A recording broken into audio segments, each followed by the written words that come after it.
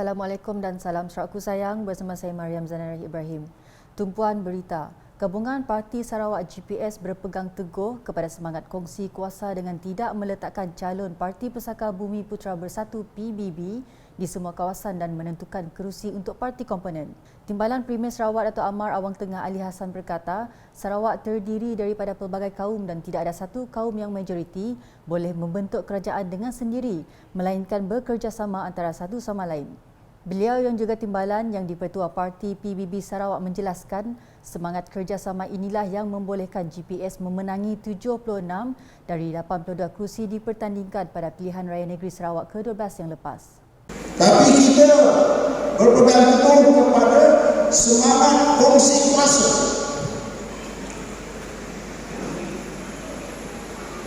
Dan kita tidak akan meletakkan calon PBB pada semua kawasan.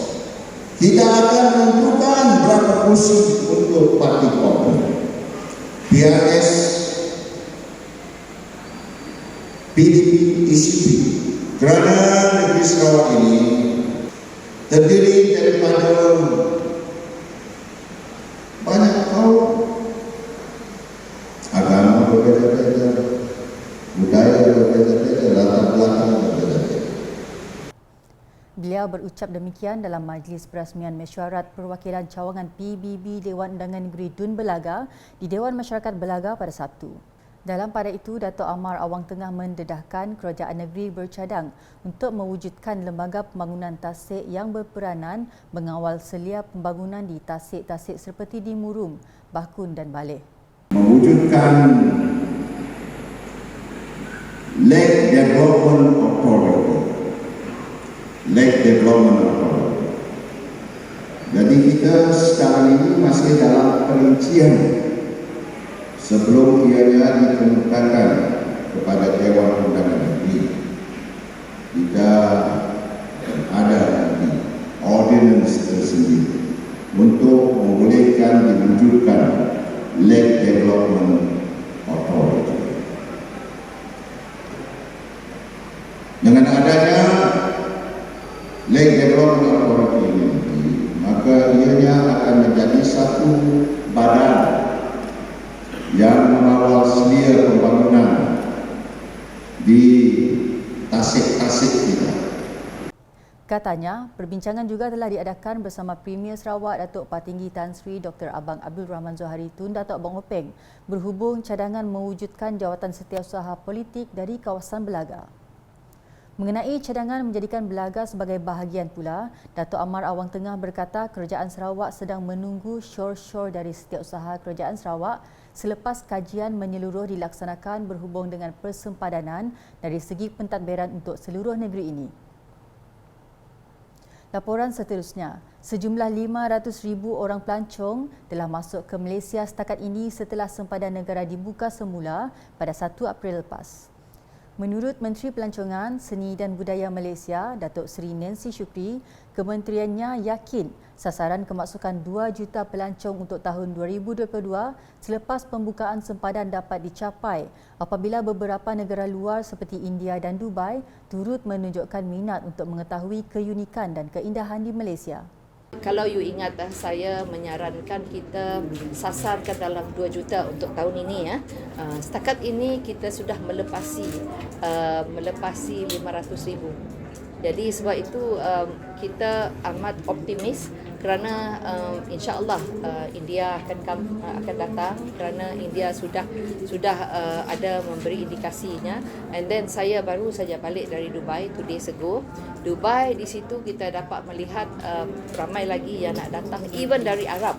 Negara Arab kita ada, sebab saya ditanya what is your new attraction for negara Arab.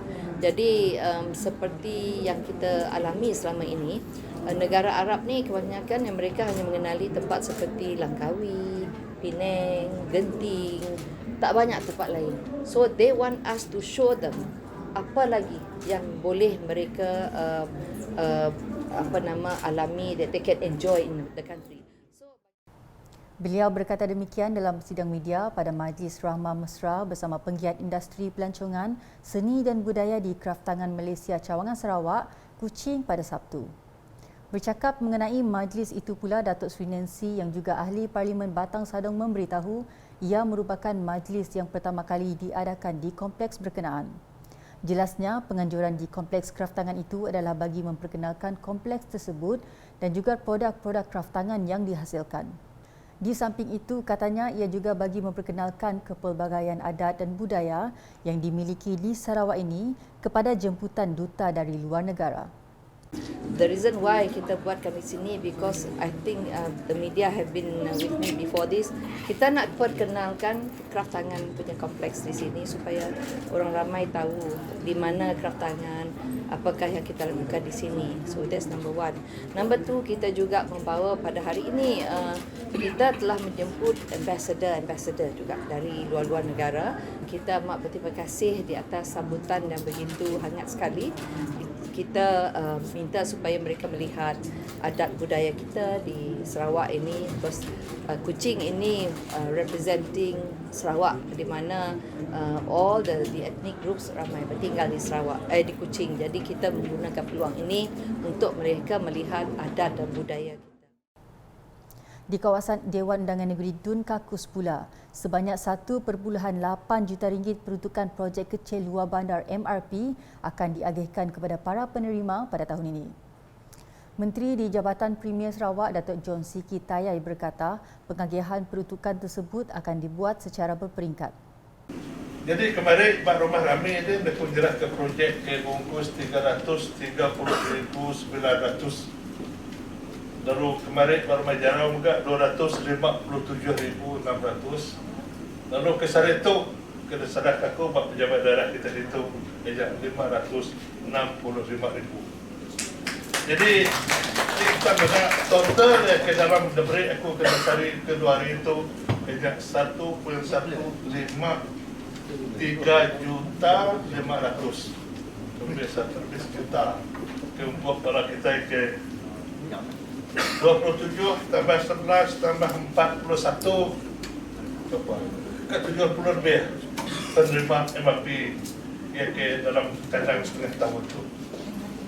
Jadi yang balak ke benar menerima segi punya ketuan dia tu tadi segi lagi mesti lapan budget kita lagi berdau kurang lebih sejuta lagi berdau. Jadi itu yang buat kurang balak berdau itu bagi JKK Rumah Panjai Persatuan ke berdau. So kita mesti around 1.8 million lagi berdau saya sebut. Tahun 1.8 million pihak lagi berdau di Sedung. Jadi itu MRP kita. Jadi itu segi rumput kan ke balak kita ke Pak Kuasa kita Badun Kakus. Beliau berkata demikian semasa berucap dalam majlis penyerahan projek kecil luar bandar MRP di Pejabat Daerah Tatau pada Jumaat. Pada majlis itu, sebanyak RM594,200 peruntukan MRP telah diagihkan kepada 41 Jawatankuasa Kemajuan dan Keselamatan Kampung JKKK dan Pertubuhan Bukan Kerajaan NGO dalam kawasan Dun Kakus. Sementara itu, Pegawai Daerah Tatau, Jabang Juntan menyifatkan pemberian MRP itu merupakan komitmen Kerajaan Sarawak kepada NGO dalam menggerakkan masyarakat menerusi pelaksanaan aktiviti tahunan. Ini menunjukkan bahawa satu komitmen